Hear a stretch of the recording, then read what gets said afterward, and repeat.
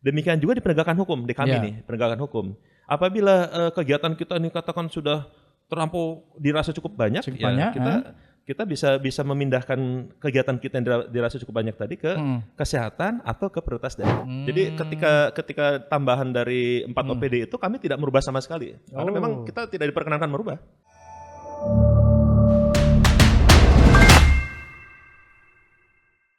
Ya, Assalamualaikum warahmatullahi wabarakatuh. Waalaikumsalam warahmatullahi wabarakatuh.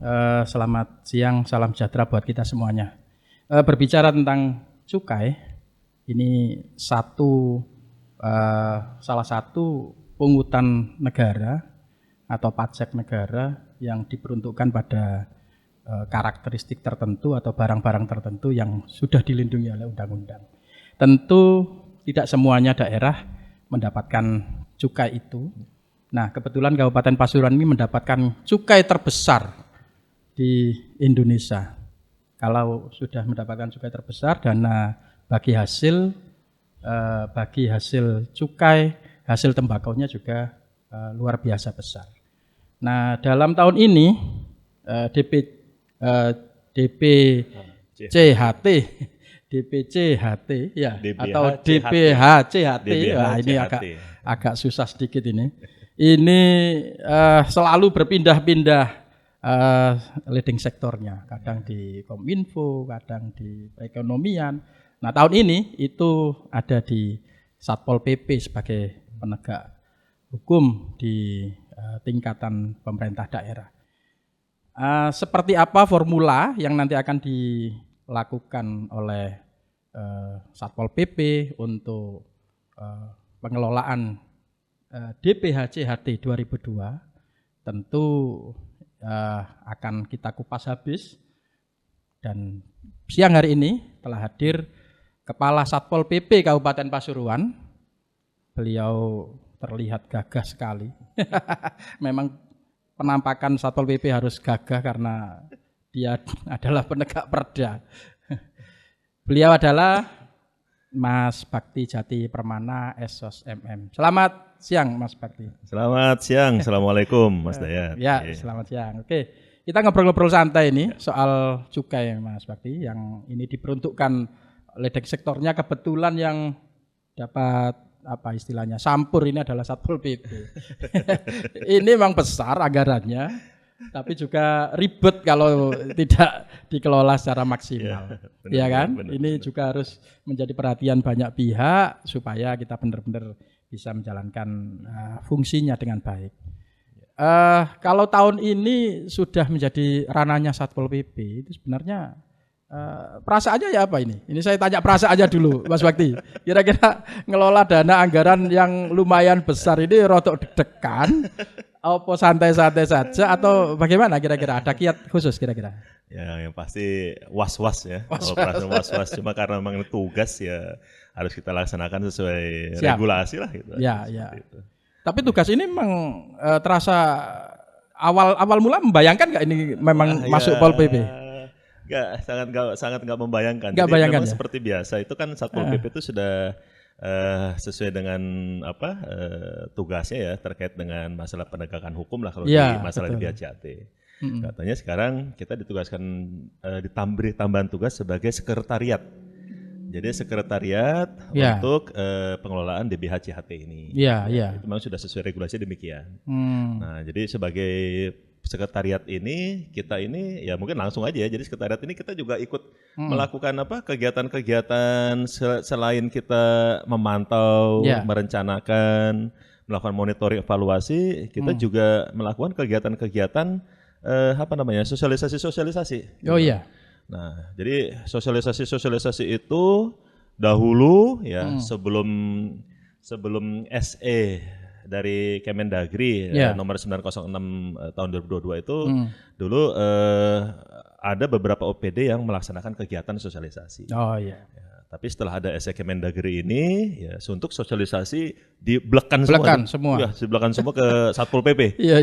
Ini yang tambah kegiatan yang tadinya dari Dinas Kominfo, dari Kesbang Linmas, dari koperasi, dari perekonomian sendiri, dari perekonomian, dari mana lah gitu. Itu ada beberapa yang yang akhirnya semua kegiatan sosialisasinya ditaruh semua di Satpol PP. Seperti itu. Nah ya, besar kan berarti? Besar sekali, sangat besar sekali. Makanya. Sangat besar sekali ya. Kita juga satu SDM kita ya. Kemudian juga sistem keuangan kita juga itu akhirnya jadi apa ya? Ya kita jadi bahasanya sebetulnya ya sangat kaget juga loh seperti ini gitu kan.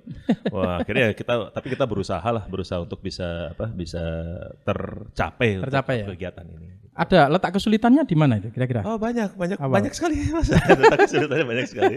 Karena begini, sosialisasi ini kan awalnya ini dari Kominfo, kemudian awalnya dari Kesbang. Awalnya dari Disperindak, kemudian awalnya dari koperasi. Tentunya dengan dasar atau awal perencanaan yang sesuai dengan OPD terkait. Kan betul. Nah, kemudian dari situ ditaruh di kita semua.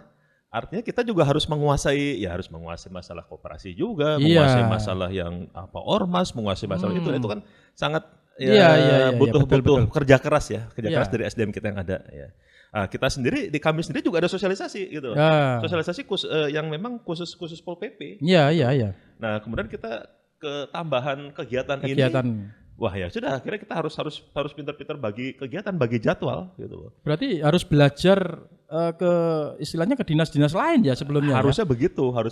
Walaupun sosialisasinya memang lebih kepada sosialisasi terkait masalah rokok ilegal. Tapi kan yang sasaran kita kan berdasarkan yang perencanaan awal. Iya, betul. Ya kalau kami di Pol PP perencanaan awal kita kan memang lebih kepada masyarakat pedagang ya.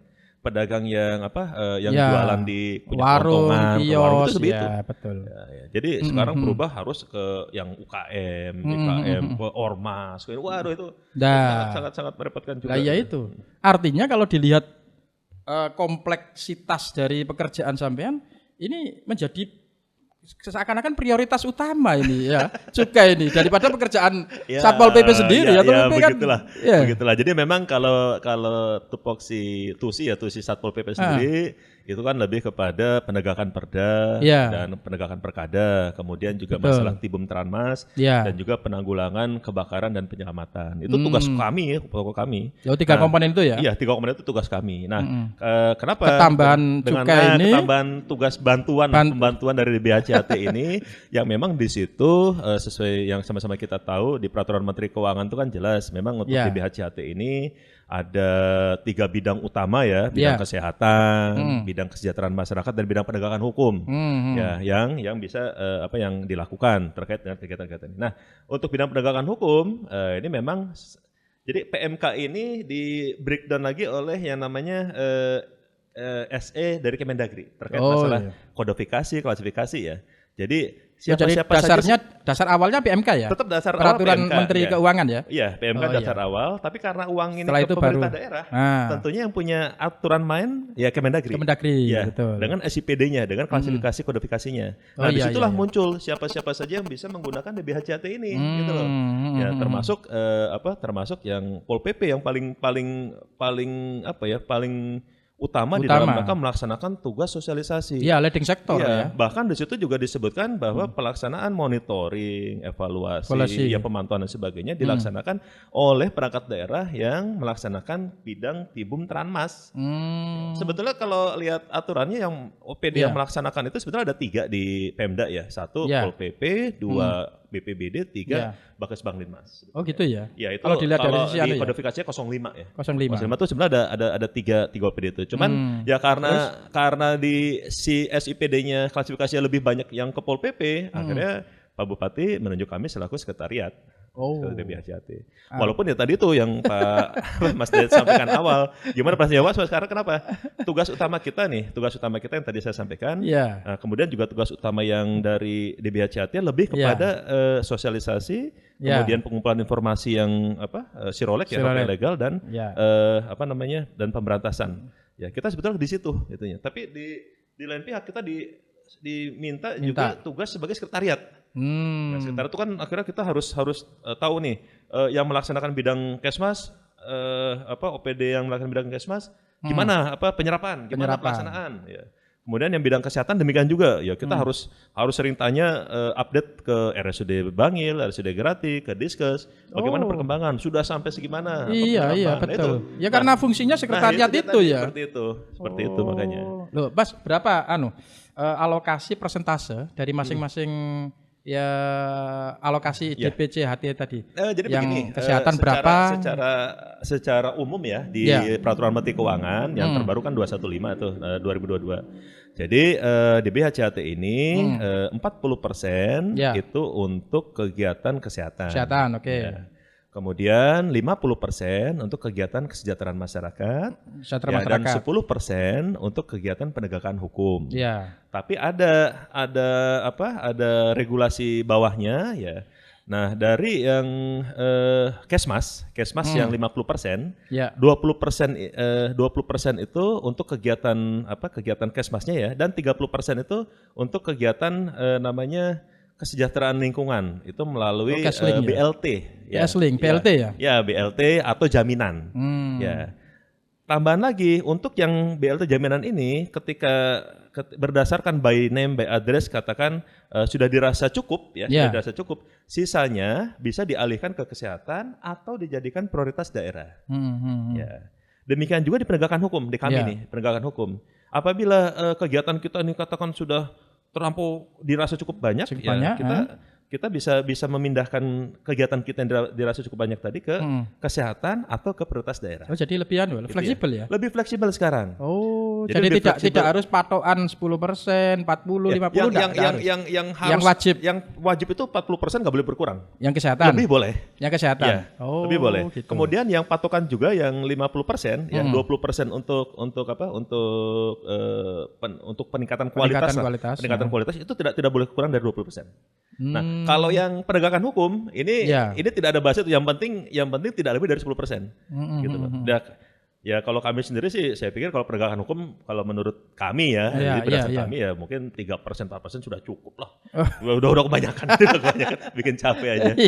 Nah, berapa sih Mas kira-kira alokasi DPHCHT kita tahun 2022 ini berapa? Tahun 2022 secara keseluruhan ya. Secara keseluruhan mulai dari penerimaan awal 195 ditambah lagi silpa, ditambah lagi aturan baru tuh, ada perpres lagi, tambah lagi ada aturan baru. Total 260 miliar. 260 ya? Iya.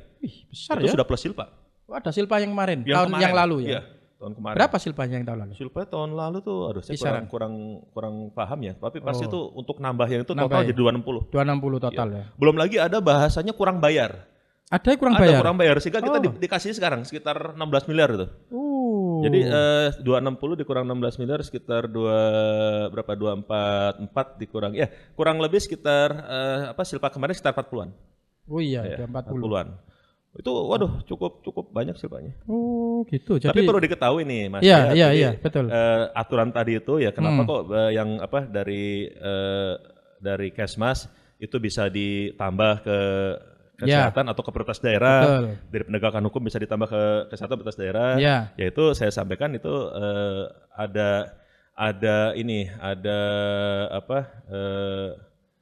waktu itu Pak Bupati itu waktu peresmian spam unggulan itu pernah menyampaikan ke Bu Menteri, Bu Sri Mulyani, bahwa terkait dengan DBHCHT ini Pasuruan Kabupaten Pasuruan cukup besar, ya memohonlah untuk aturan regulasi ini bisa diperingan lah seperti itu. Kenapa? Karena mulai 2019 sampai sekarang memang cukup ketat terkait regulasi ini. Sebelumnya itu dulu ada specific grant dan ada block grant. Gampang itu gampang artinya untuk penggunaan untuk pemanfaatan bisa lebih mudah. Nah, waktu itu sekarang udah enggak ada. Artinya waktu 2019, 2020 2018 itu aturan itu kan cukup ketat ya, ketat sehingga akhirnya ya duit besar tapi kegiatannya tuh ya cuman itu aja. Ya, cuman gitu. Jadi cukup sulit. Artinya tidak punya dampak efek ke masyarakat yang lebih besar. Cuman maksudnya cukup besar. Kalau yang maaf, kalau kabupaten yang terimanya tidak besar, mungkin mudah gitu. Mungkin betul. Mudah. Nah, kita kan kesulitannya nanti jadi silpa lagi seolah-olah kayaknya ya tadi itu kayak perencanaannya kurang matang. Padahal tidak. Jadi anggaran besar tapi yang ini loh yang kamu bisa gunakan, ini kamu bisa pakai, ini kamu. Nah itu kan kita nurut itu. Kalau nurut itu ya duit ini masih silpa ada besar, gitu loh ya. Nah kemudian pada saat itu Ibu Menteri menyampaikan ke Pak Presiden. Nah setelah menyampaikan Presiden, kemudian ya 2022 ini ada kelonggaran tadi itu. Ya apabila di bidang Kesmas, ya yang 30% untuk ini tidak masih melebihi, itu bisa dipindahkan ke kesehatan atau ke prioritas daerah, termasuk di penegakan hukum. Jadi penegakan hukum tidak harus melulu 10%, tidak. Dulu penegakan hukum 25%. Wih, bayangkan mau menghabiskan duit 50 miliar, caranya gimana kalau cuma hanya untuk ini kan repot. Iya, betul. Nah, artinya sudah dipatok ya, aturan-aturan sudah dipatok. Ya berat nanti. Alhamdulillah. Jadi waktu Pak Bupati menyampaikan informasi Menteri itu ada perubahan di PMK 215 ini yang terbit di April 2022 itu, ya alhamdulillah kita bisa lebih fleksibel lah, bisa lebih luas sedikit ya. Ya, Pak Bupati kan memang lebih mengarahkan kepada kemaslahatan semuanya lah, pemanfaatan semuanya ya, seperti untuk konektivitas, ya, untuk jalan dan sebagainya, untuk jamban, untuk RTLH itu kan seperti itu ada. Ini masyarakat banyak yang belum tahu sebenarnya. Artinya secara aplikasi atau pelaksanaan di lapangan ini sebenarnya DPH CHT ini sebenarnya bisa digunakan atau ada batasan yang boleh dan yang tidak boleh. Tetap ada batasan yang boleh dan tidak boleh. Tapi prinsipnya memang kalau yang umum ya, utama tadi itu ya kesehatan, Kesmas sama penegakan hukum. Tapi bisa juga dilakukan untuk prioritas daerah yang sudah tercantum di dalam prioritas daerah. Seperti masalah pelayanan kesehatan, kemudian kualitas pelayanan sampah, masalah macam-macam kan ada. Itu bisa untuk itu juga. Jadi itemnya masih itu ya. Konektivitas jalan tuh bisa. Artinya uang katakan 40% tadi langsung diserahkan bongkoan ke dinas-dinas terkait, dinas kesehatan, rumah sakit atau gimana? Tidak. Formulanya seperti apa? Jadi begini, yang 40% ya, 40% untuk kesehatan itu kan berarti ya OPD yang menangani kesehatan. Ya kan enggak banyak toh? RSUD gratis. Lah kan hanya untuk 3. Untuk Kesmas itu OPD yang menangani Kesmas seperti Disperindak. Kemudian Dinas Pertanian ya terkait masalah lahan, Dinas Peternakan, Disnaker. Kemudian juga ya dinas-dinas lain yang terkait ya. Ada kesejahteraan masyarakatnya ya. Untuk BLT itu bisa itu khusus dilakukan oleh yang ini kalau sesuai SIPD yang 06 yang dinas sosial. 06. Oh iya betul. Penegakan hukum khusus kami Pol PP gitu loh, dan sosialisasinya. Iya. Ketika ada kelebihan ya yang untuk digunakan di prioritas daerah. Nah, itu bisa dilakukan oleh dinas-dinas yang mengampu seperti PU, PR, kemudian PU Bina Marga, kemudian Perkim, Dinas Perhubungan. Nah, itu bisa untuk menggunakan anggaran. Boleh ya? Boleh. Jadi boleh sesuai dengan prioritas daerah. Jadi bangun secara infrastruktur misalnya boleh, tidak ada masalah. Nggak ada masalah karena masuk ke prioritas daerah. Jadi yang penting itu sesuai visi misi prioritas daerah. Jadi di visi misi itu kan ada prioritas daerah nih. Nanti untuk 2022 contoh kan untuk 2022 kemarin yang pasti prioritas Pak Bupati kan ya. Apa itu? Pak Bupati kan seperti jalan. Seperti apa lagi tuh rumah RTLH seperti itu dan sebagainya ya. Jadi itu ya bisa, masuk ya. Iya, diarahkan ke situ bisa. Jadi sesuai berarti rigid ya. Iya, betul. Mas Bakti koordinasi dengan pihak UPD juga harus itu. Evaluasinya juga harus mateng. Terus nangani sosialisasi kemudian pemberantasan. Lah ya itu. Belum lagi kegiatan kita sendiri. Lah, artinya belum tingkat koordinasi aplikasi atau pelaksanaan dua-duanya harus jalan. Semuanya harus jalan. Oke, sekarang konsentrasi kita ke penegakan hukum. Sosialisasi Anda yang sudah dilakukan oleh Pol PP di beberapa daerah ini sudah mulai kapan kira-kira? Jadi sekarang bulan apa? Oktober, Agustus bulan apa? Ya. Agustus. Sudah mulai ya? Agustus awal tuh sudah baru mulai. Baru mulai. Kenapa? Ya tadi itu karena banyak pindah-pindahan itu. Agustus, September, Oktober terakhir 3 bulan. Enggak, ini masih jalan terus sampai Desember terakhir. Nanti kita mampunya berapa? Oh, gitu. Jadi total sosialisasi itu kalau sosialisasi di Pol PP sendiri itu hanya 48 sosialisasi. Oh, gitu. Ya, ketambahan macam-macamnya hampir 200 lebih. Lo ketambahan macam-macam itu dari mana? Ya ketambahan dari Kominfo. Oh iya, dari PD yang lain ya. Dari Disperindak. Oh iya, mereka dapat ya tetap dapat jatah sosialisasi ya semua ya. Dan itu kami tidak merubah. Jadi ketika tambahan dari 4 OPD itu kami tidak merubah sama sekali. Karena memang kita tidak diperkenankan merubah. Iya. Kita nggak berkenaan merubah. Nggak, artinya antar leading sektor kadang-kadang kan ya kalau nggak ada upaya untuk merukunkan kan iri-irian. Waktu dulu aku sudah dapat jatah sekian, sekarang udah hilang. Ya. Jatah yang sampean sekarang ya apa carane dan seterusnya. Yang profesional aja sudah ya. Sudah profesional. Profesional gitu. Ya, harus proporsional. Jadi nggak boleh nggak boleh. Apa istilahnya antar sektor ini nggak boleh saling anu ya. Nggak ada. Insya Allah semuanya sudah memahami regulasinya. Oke. Cuman ya tadi itu Mas, jadi artinya sebetulnya aslinya sosialisasi kami itu kegiatan sesuai perencanaan kami. Betul. Di POPP hanya 48 kegiatan sosialisasi. 48 saja ya. 48 kegiatan. Tapi begitu ketambahan ya hampir kurang lebih sekitar 200 lebih. Nah ini kan memang 200 ini dilaksanakan oleh kami gitu loh, oleh Pol PP. Gitu.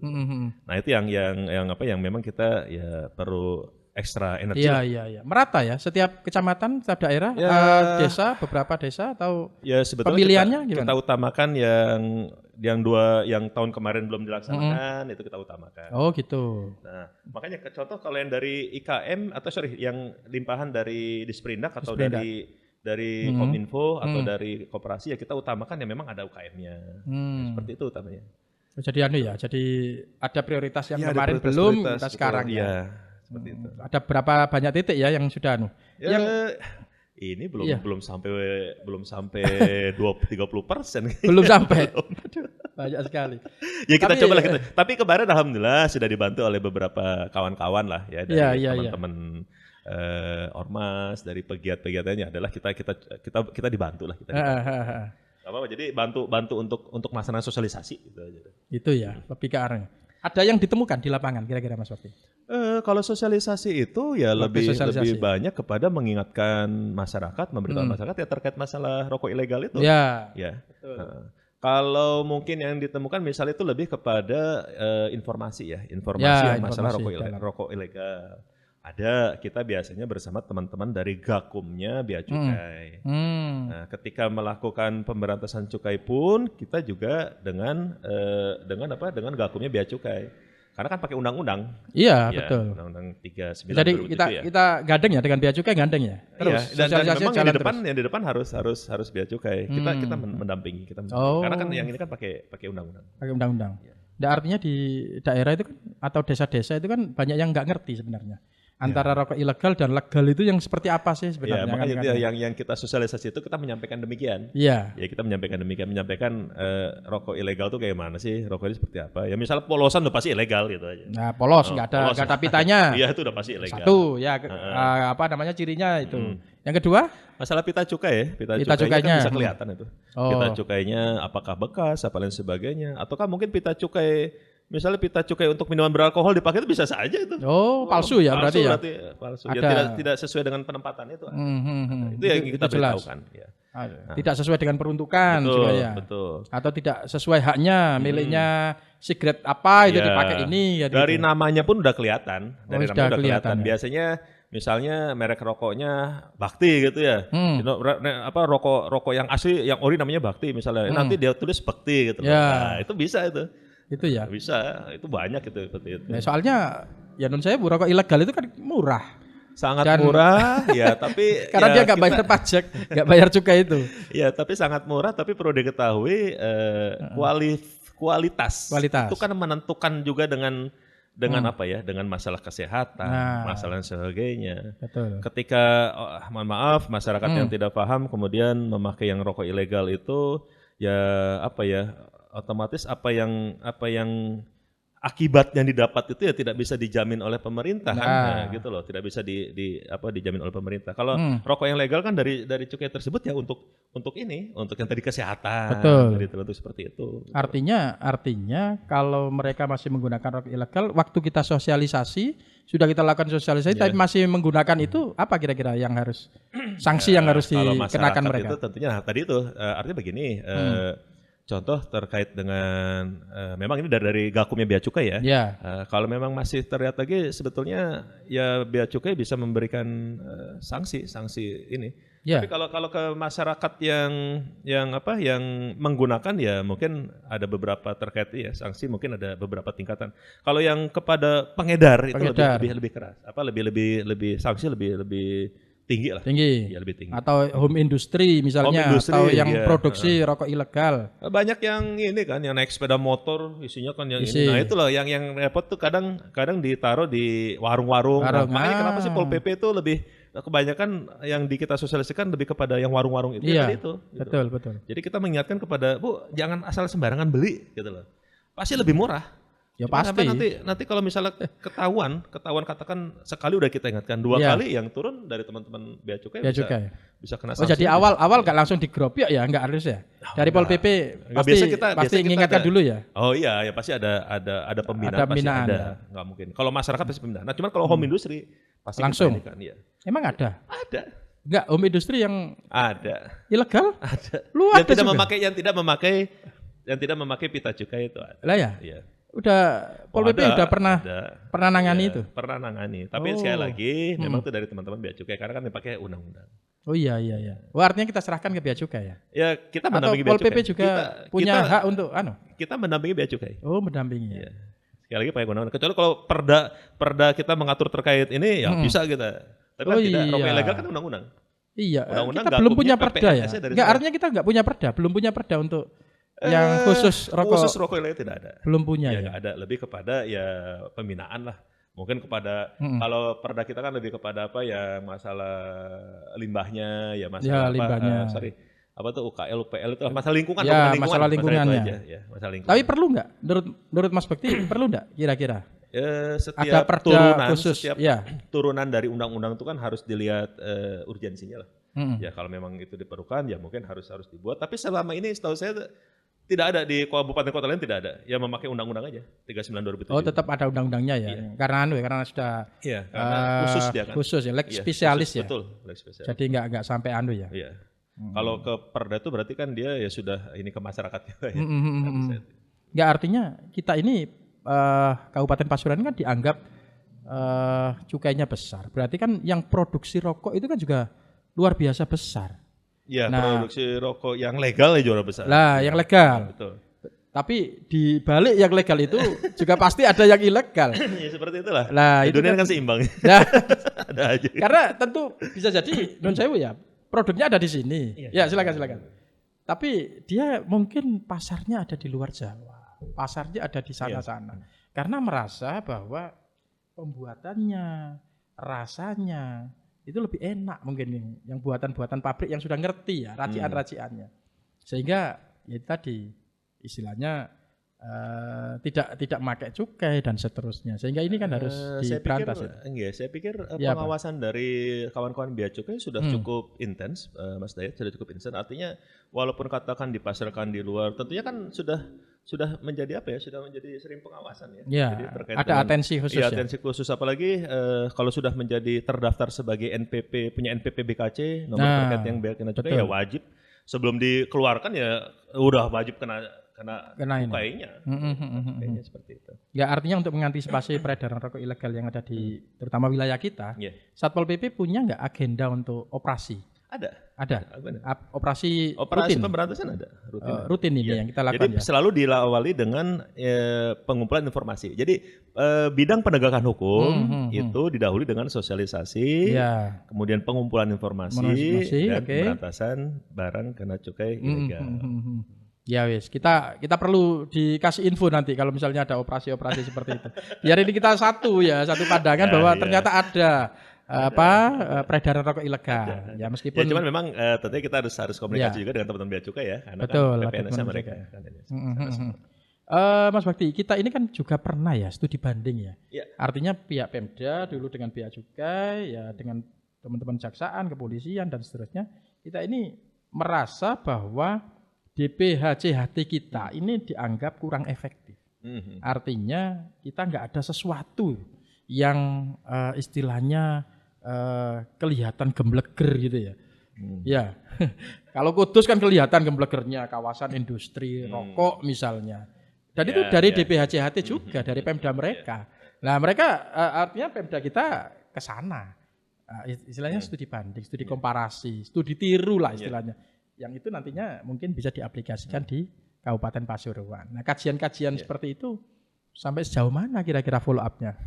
Terima kasih. Jadi memang di bidang Kesmas itu memang ada kegiatan untuk KIHT ya, kawasan industri hasil tembakau. Ya memang kalau kemarin kita sudah ke Kudus, di sana memang ada tuh Kabupaten Kudus ada untuk KIHT-nya. Ya, KIHT. Tapi sekali lagi ya memang begini, bagaimanapun juga kalau kita lihat di Kabupaten Kudus sama Kabupaten Pasuruan itu, Kabupaten Pasuruan ini kan kayaknya orang masyarakatnya lebih cenderung untuk bikin pabrik. Lebih cenderung bikin pabrik. Baik UMKM maupun apa lebih cenderung seperti itu. Ya. Kalau di sana itu memang dari salah satu perusahaan rokok ya. Itu banyak yang menginikan kepada warga. Sekitar warga sekitar.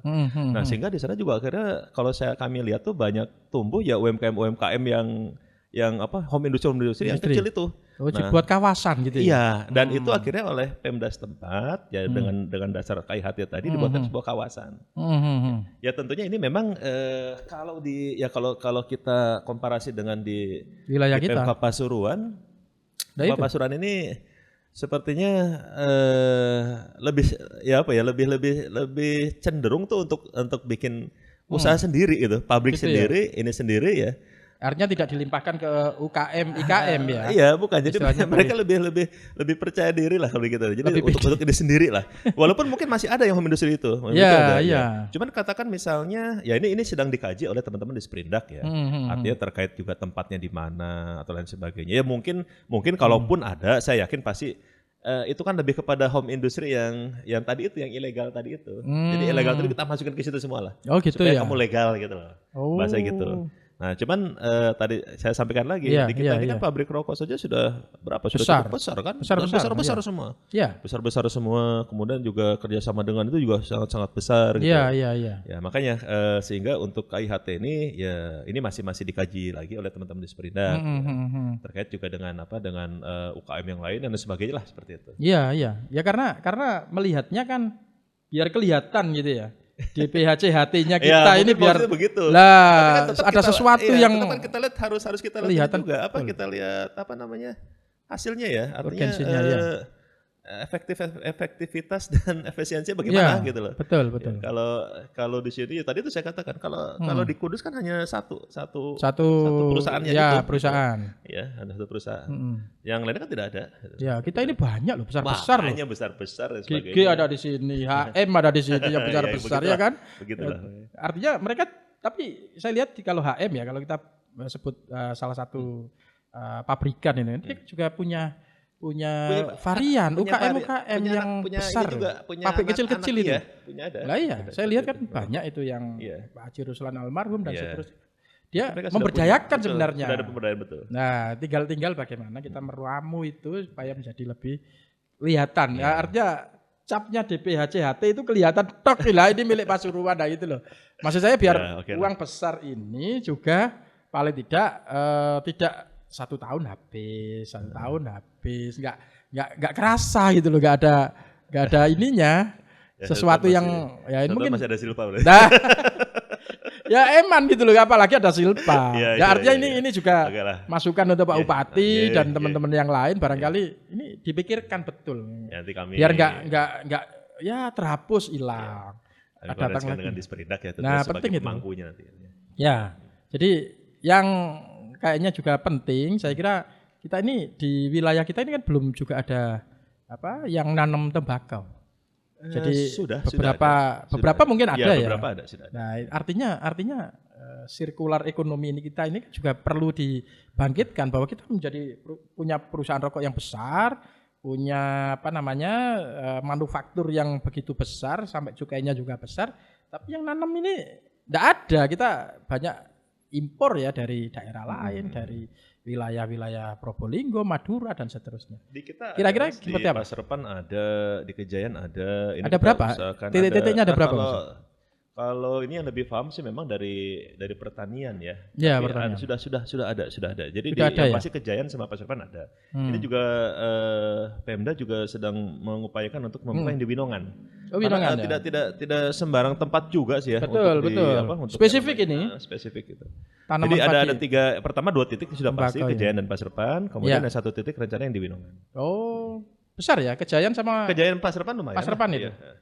Dan berhasil terus. Sudah ada ini ya. Karena sudah kan ada. ini tergantung musim. Tergantung musim, tapi sudah ada hujan jalan. sedikit, Iya. ulatnya datang Iya, dan seterusnya kan seperti itu. memang tidak mudah. Beda dengan nanam padi, nanam palawija dan seterusnya. Ini nanam tembakau ini memang rodok-rodok manja. Gitu.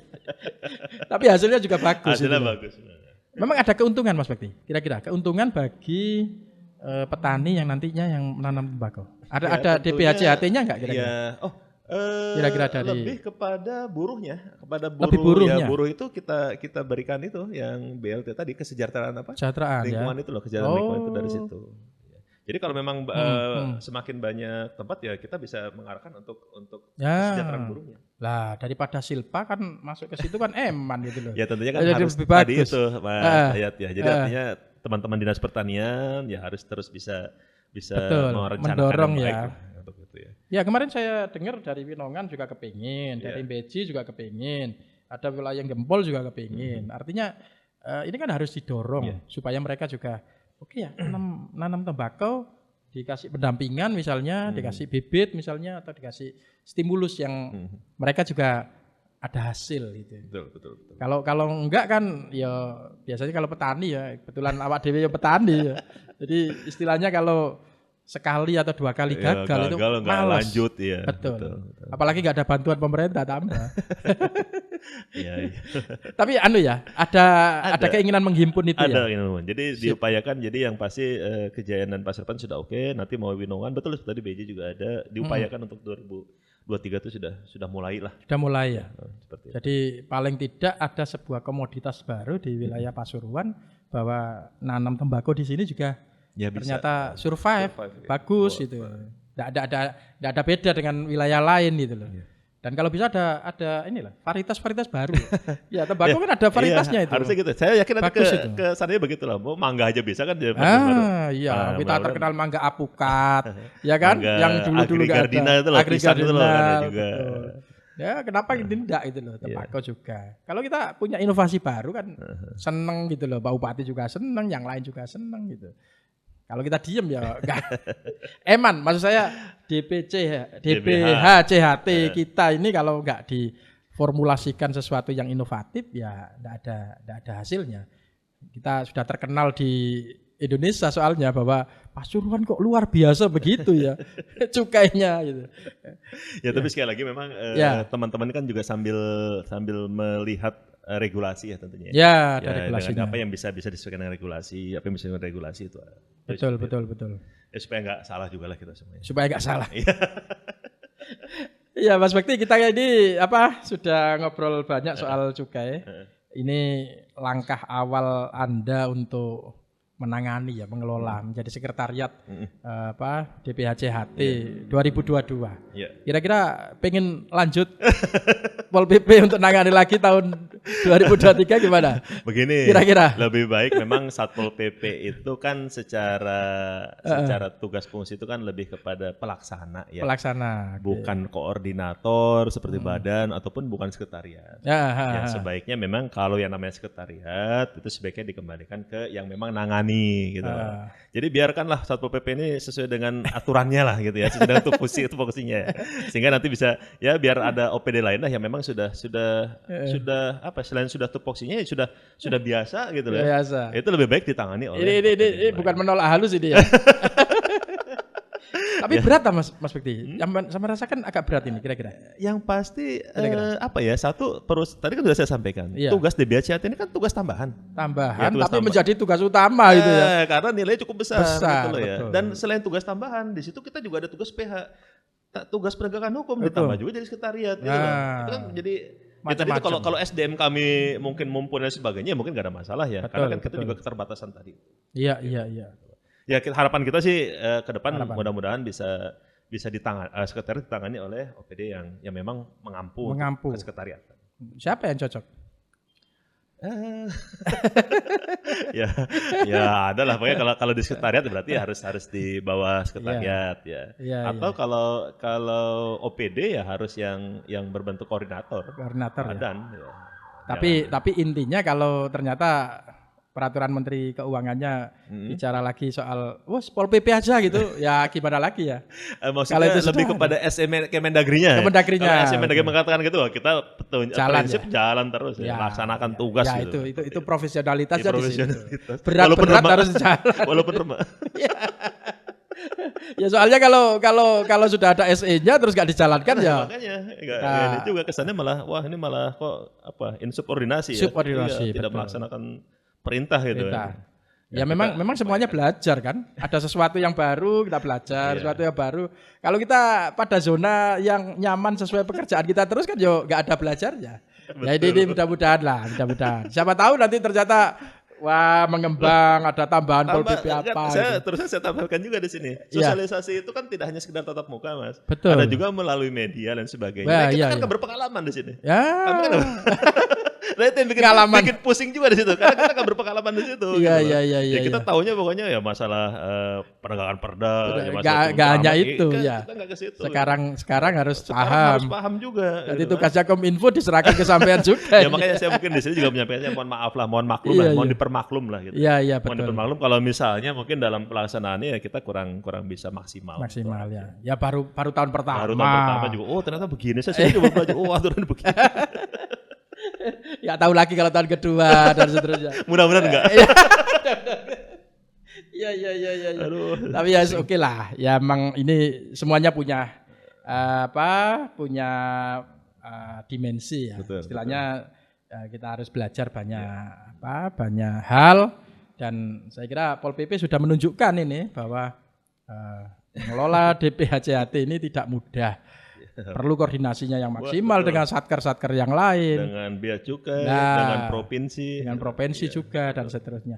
Dan mengelola dana ini kan juga harus sesuai dengan aturan main, tidak boleh sembarangan. Ada uang besar terus kita buat sembarangan kan juga persoalan lagi dan seterusnya.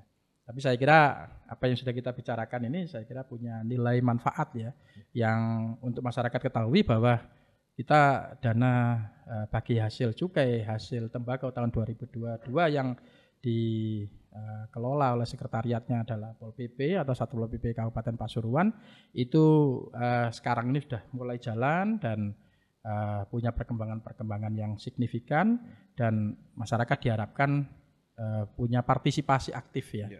Adakah nanti misalnya di perjalanan masyarakat menemukan rokok ilegal dan seterusnya bisa laporan ke Satpol PP. Bisa ya. Nanti kami teruskan ke teman-teman Gakum Bea Cukai. Gakum Bea Cukai untuk ditindaklanjuti.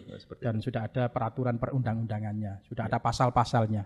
Saya kira perbincangan kita pada hari ini saya kira menarik karena masyarakat jadi lebih tahu, lebih punya backup, punya pandangan yang lebih menyeluruh soal cukai dan bagaimana peruntukannya untuk masyarakat. Tadi sudah disebutkan ada wilayah kesehatan, ada kesejahteraan masyarakat, dan juga ada penegakan hukum. Saya kira itu yang bisa kita sampaikan. Terima kasih Mas Bekti penjelasannya. Tetap semangat. Siap. Tahun depan kalau diserahkan lagi tetap jalan. Tapi apapun itu saya kira harus kita berjalan sesuai dengan apa yang kita harapkan. Terima kasih. Selamat sore, sampai jumpa dan assalamualaikum warahmatullahi wabarakatuh.